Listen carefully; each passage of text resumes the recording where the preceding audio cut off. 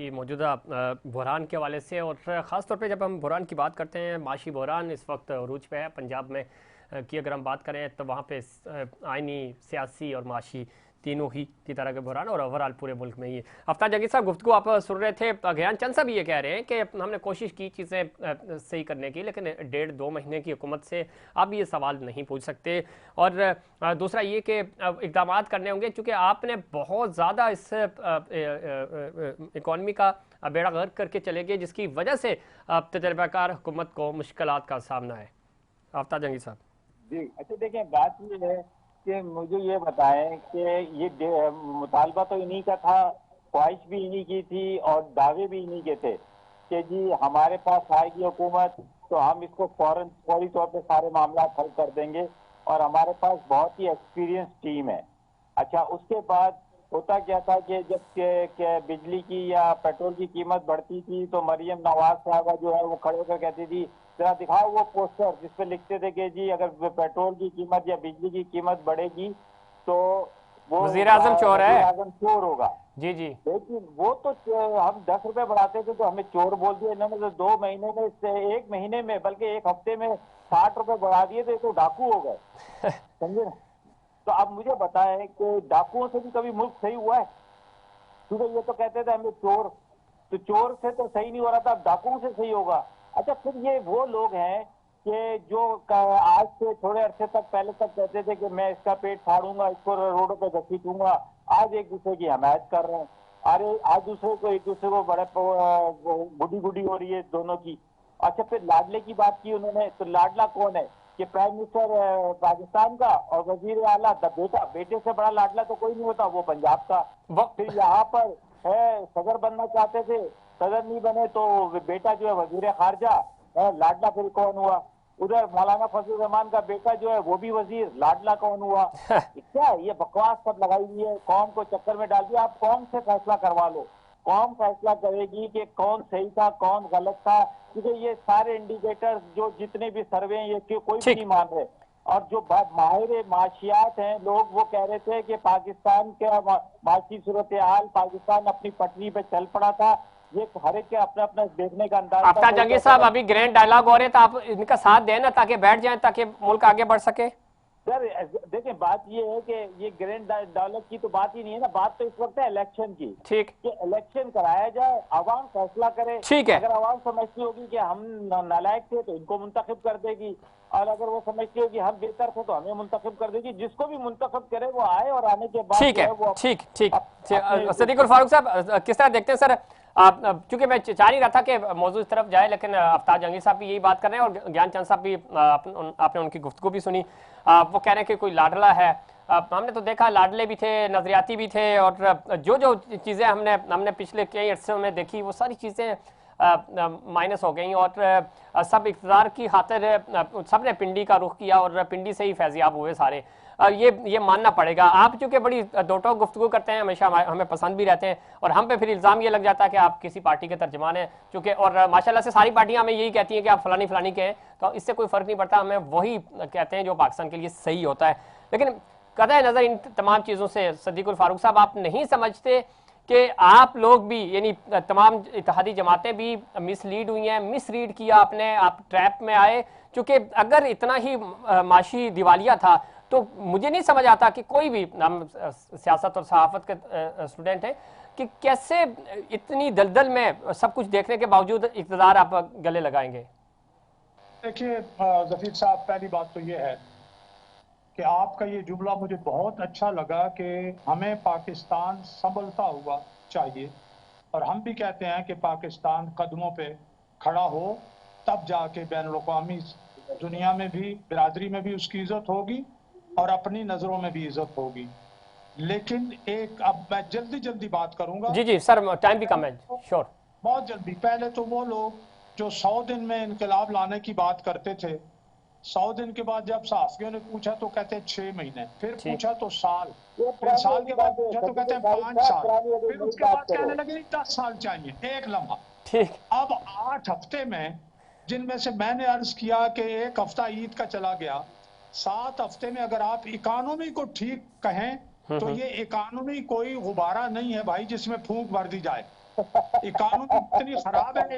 एक मिनट इस टीम के साथ मैंने आपसे अर्ज किया, जी जी, आप ये देख लीजिए कि इमरान खान ने खुद कहा कि नवाज शरीफ तो बिजली सरप्लस बना गया था। भाई वो सरप्लस बिजली कहाँ गई?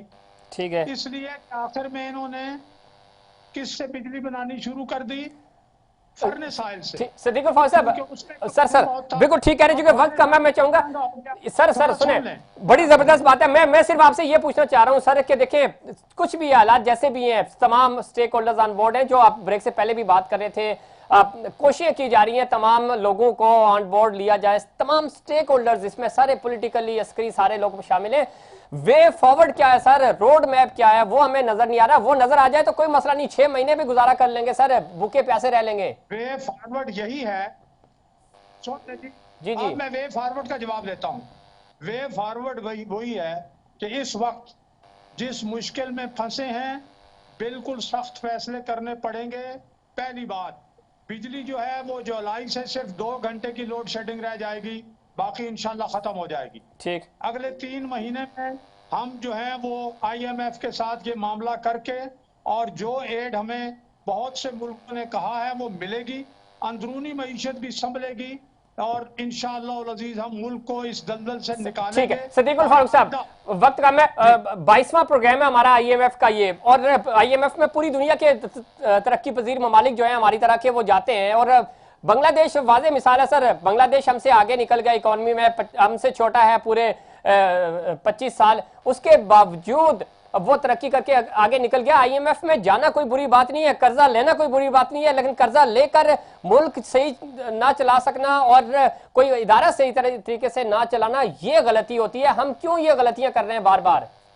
कर्जों पर तो इमरान खान ने कमीशन बना दिया था, और उन्होंने बताया कि जो कर्जे नवाज शरीफ के दौर में और पीपल्स पार्टी के दौर में, उनका 10 साल में जो कर्जे लिए गए, ये कर्जे ठीक अपनी जगह पे लगे हैं, तो इनका कमीशन था, उसी ने रिपोर्ट दी है। अच्छा। कर्जे ठीक लगे हैं, लेकिन जो मुल्कों को नाराज करके, जो बैन अवी सतह पे फजा खराब की, इन्वेस्टर्स को नैब उनके पीछे लगा के इन्वेस्टर्स सनतकार सब भगा दिए, उसका नतीजा हम भुगत रहे हैं। इसका मतलब ये है कि मिसमैनेज होती है चीजें मिसमैनेज। सेनेटर ज्ञानचंद साहब, आप किस तरह देखते हैं वे फॉरवर्ड क्या है? सर बहस होती है, इल्जामात लगते हैं, लेकिन हमें पाकिस्तान तरक्की करता हुआ चाहिए। आपको क्या नजर आ रहा है, कैसे पाकिस्तान तरक्की करेगा, हमारी इकोनॉमी कैसे सही होगी? और जिस तरफ सदीकुल फारूक साहब इशारा कर रहे थे, इसमें कोई शक नहीं, बहुत सारी चीजें ऑप्शंस हमारे पास मौजूद होते हैं, मिसमैनेज होती हैं, करप्शन की नजर हो जाती है, इसको कैसे ठीक किया जा सकता है? देखिए, इसके लिए सिस्टम को आगे चलना चाहिए, मैरिज पे सिस्टम को आगे चलना चाहिए। मोहतरमा बेनजीर भुट्टो साहिबा और नवाज शरीफ के बीच चार्टर फॉर डेमोक्रेसी हुआ तो मुशर्रफ को चलता किया।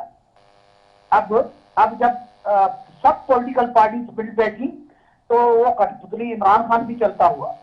अब इमरान खान समेत ठीक सब लोगों को ग्रैंड जो डायलॉग है उसकी तरफ आना चाहिए। मुल्क के मफाद के लिए मुल्क के लोगों को आपस में बैठना चाहिए। ठीक है, तो आगे बात चल सकती है। ये जो कह रहे हैं ना इलेक्शन, भाई इलेक्शन तो टाइम पे होगा। आपको डेमोक्रेटिकली इक़्तिदार से बाहर किया गया है, आप वेट करो, आप आओ बैठो, ग्रैंड डायलॉग का ऐसा बनो, के लिए बनो ना। ठीक है ज्ञानचंद साहब, जिस तरह आपने इनको चलता किया, आपने मुशर्रफ को चलता किया, सब चीजें ठीक है, लेकिन थोड़ा सा पाकिस्तान को भी तो जरा चलता करे ना, आगे की तरफ बढ़े। 2-3 महीने पाकिस्तान आगे कर सकता है जब मुल्क के लोग जो है ना कॉन्स्टिट्यूशन को फॉलो करेंगे। ठीक है, कॉन्स्टिट्यूशन को फॉलो करो। बिल्कुल ठीक है। सदीकुल फारूक साहब, आखिरी पॉइंट में फिर जहांगीर साहब की तरफ जाऊंगा। जी सदीक साहब, इमरान खान कॉन्स्टिट्यूशन को फॉलो करना शुरू कर दे, उनको आगे चल रहा है। ठीक है सदीकुल फारूक साहब, आखिरी 10 सेकंड है सर। साहब, मैं ये अर्ज करूंगा कि हमें टोटल मजमूई तौर पर 6 महीने दे दें। हम 5 साल और 10 साल नहीं कह रहे, ठीक, हमें 6 महीने दे दें। अल्लाह ने चाहा तो इस मुल्क को इस दलदल से हम निकाल दें। 6 महीने किससे मांग रहे हैं, कौन देगा सर 6 महीने आपको? हम ले लेंगे, किसी में दम नहीं है, अल्लाह के फजल से चले। आपके पास वैसे पूरे साल बचा है, आप बना के रखेंगे तो साल भी मिल जाएगा। जी आफ्ताब जहांगीर साहब, हमने इमरान खान के साथ ताउन किया, भरने वालों को भगाया। हमने इमरान खान के साथ ताउन किया। ठीक है सदीकुल फारूक साहब, तावन का जवाब आपको सिला मिलेगा। जी आफ्ताब जहांगीर साहब, पाकिस्तानी कौन से मांग रहे हैं? पाकिस्तानी कौन से ये कह रहे हैं बच्चे 6 महीने चाय पीना छोड़ दो, 6 महीने रोटी को बांट के खाओ, और 6 महीने कोई बंदा जो है कहीं आए ना जाए ना, कोई काम ना करे, 6 महीने शादियों के प्रोग्राम पोस्टपोन कर दो, सब कुछ कर दो, 6 महीने के बाद सारे काम दोबारा शुरू करना। और अपने लिए भी तो यही फार्मूला अख्तियार करो। अपने बच्चे की शादी के ऊपर कई करोड़ रुपए का बिल दिया सिर्फ डेकोरेशन का, कई करोड़ रुपए का बिल दिया सिर्फ डेकोरेशन का। वो भाई वो अब अपने ऊपर भी तो ये फार्मूले अख्तियार करो। उस वक्त महंगाई नहीं थी ना, महंगाई अब हुई है आफ्ताब जहांगीर साहब, उस वक्त सही था, मुल्क चल रहा था, उस वक्त खुद मुल्क खुशहाल था। ये अभी 2 हफ्ते में मुझे महंगाई आ गई है। चले, बहुत शुक्रिया आफ्ताब जहांगीर साहब, आपका शुक्रिया। सेनेटर ज्ञानचंद साहब आपका शुक्रिया, सिद्दीक उल फारूक साहब, आप तीनों मेहमानों का शुक्रिया। और इसमें कोई शक नहीं कि मुश्किल फैसले नाम जो भी रख लें, लेकिन हालात बहुत मुश्किल हैं। अवाम की दस्तरस से चीज़ें निकलती हुई नज़र आ रही हैं और महंगाई बहुत ज़्यादा है, आपको कंट्रोल करना पड़ेगा इन तमाम चीज़ों को। और आवाम को ज़रूर आप मशवरा दे रहे हैं कि अगर एक रोटी है तो 4 भाई मिलकर खाएं, और अगर चाय 2 कप पीते हैं तो 1 कप पिए। ये सारे मशवरे आप अपने ऊपर भी इस पे अमल करें। आपकी इतनी बड़ी फैक्ट्रियां हैं, आपने जो पैसा बाहर रखा हुआ है वो पैसा भी पाकिस्तान में वापस ले आएँ, इस अवाम पे खर्च करें।